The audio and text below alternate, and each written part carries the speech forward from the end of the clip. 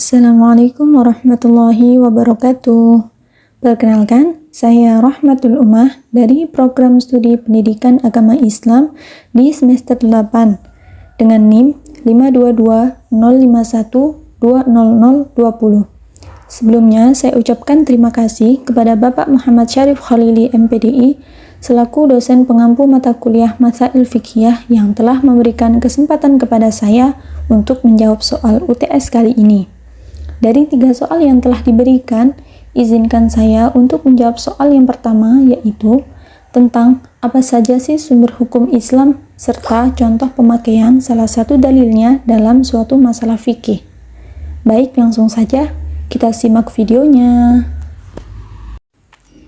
Dalam ajaran Islam, hukum memiliki peranan penting sebagai pedoman hidup umat manusia agar segala perilaku dan juga tindakan tetap sesuai dengan syariat Allah. Sumber hukum Islam adalah dasar yang dijadikan acuan oleh para ulama dalam menetapkan suatu hukum.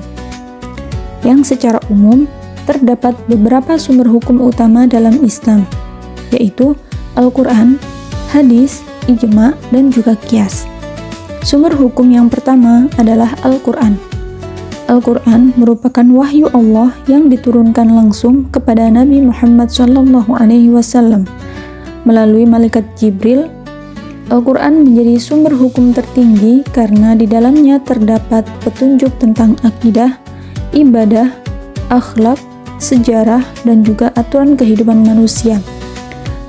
Contohnya dalam perintah melaksanakan sholat, puasa, zakat, dan juga larangan berbuat zalim. Sumber hukum yang kedua adalah hadis atau sunnah. Hadis merupakan segala perkataan, perbuatan, dan juga ketetapan dari Nabi Muhammad SAW yang berfungsi untuk menjelaskan dan juga memperkuat hukum yang terdapat dalam Al-Quran.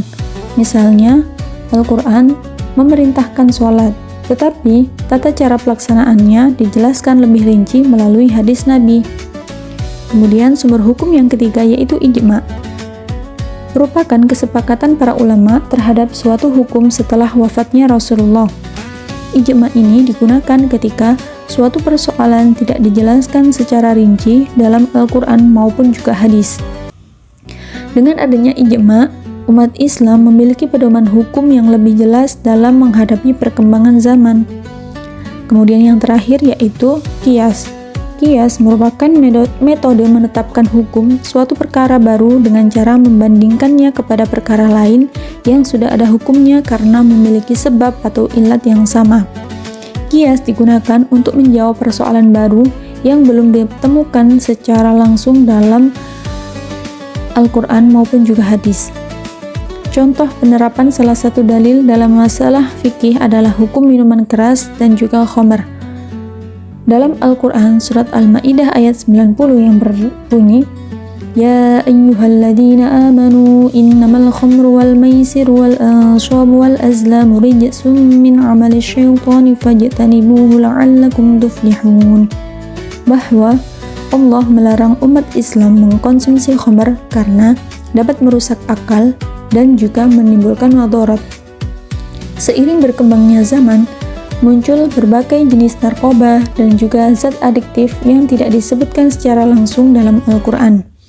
Para ulama menggunakan qiyas untuk menetapkan hukumnya karena narkoba memiliki dampak yang sama seperti khamr, yaitu merusak akal, membahayakan manusia, yang menjadikannya hukum haram. Dari penjelasan tersebut dapat kita pahami bahwa sumber hukum Islam memiliki fungsi yang sangat penting dalam memberikan pedoman kehidupan bagi umat Islam. Dengan memahami sumber hukum Islam, kita dapat mengetahui dasar suatu hukum atau mampu menghadapi persoalan kehidupan sesuai dengan ajaran agama. Baik, demikian penjelasan yang dapat saya sampaikan.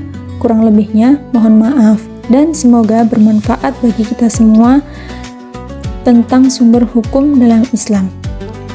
Ihdinas siratal mustaqim. Wassalamualaikum warahmatullahi wabarakatuh.